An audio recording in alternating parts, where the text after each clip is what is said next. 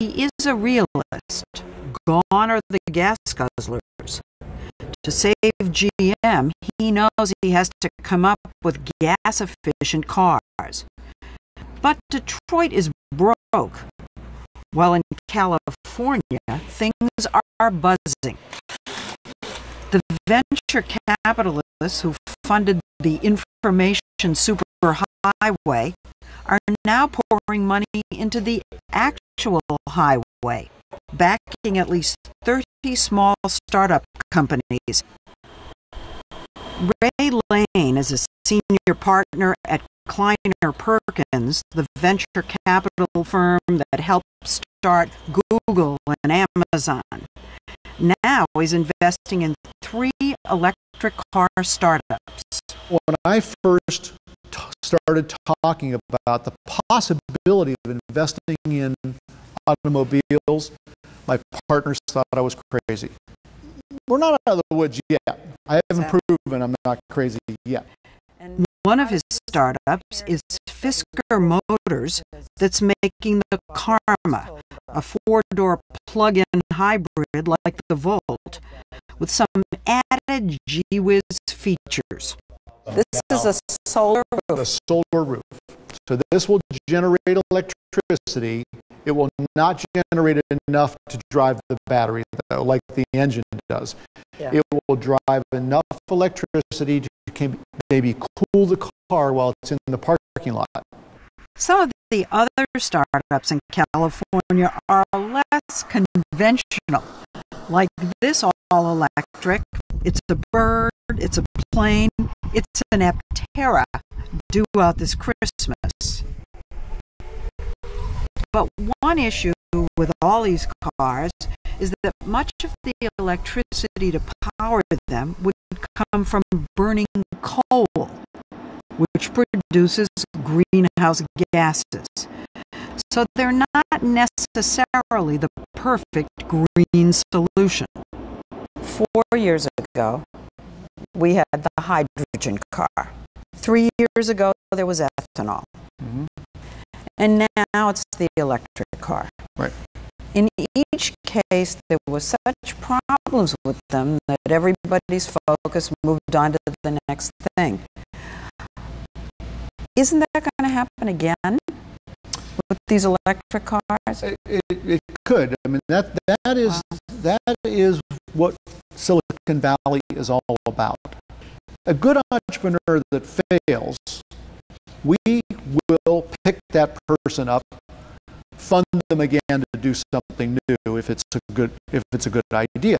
Is there any thinking with these 30 little Henry Fords that we've got to crush Detroit? Some. I mean, there was a company pretty well known, Tesla. Yeah. For a long time believed that what would be their advantage is they had no car people, no Detroit people. We're going to build a vehicle company exactly like we built a computer company. So it's when you have your car repaired, it's going to be going into your Apple store. We'll give you a latte, you watch your car being repaired. These are real statements.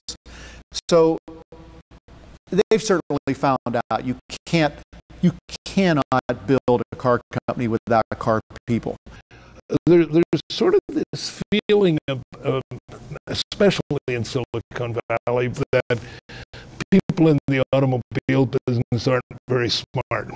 And then they get into it and they find out, holy mackerel, look at all this government regulation, look at what everything costs. And then once they're into it, they figure out, hey, this isn't an easy business after all.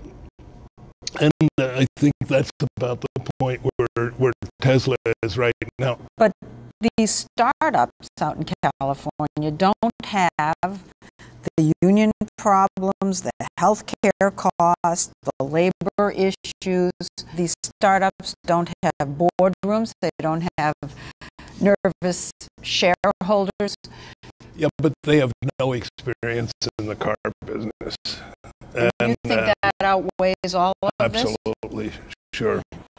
It is true that Tesla is now hiring lots of people with Detroit on their resumes. Their next project is the development of a four-door family sedan that'll compete with the Chevy Volt.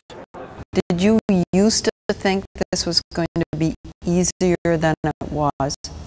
Yes, I probably thought it would be a little easier.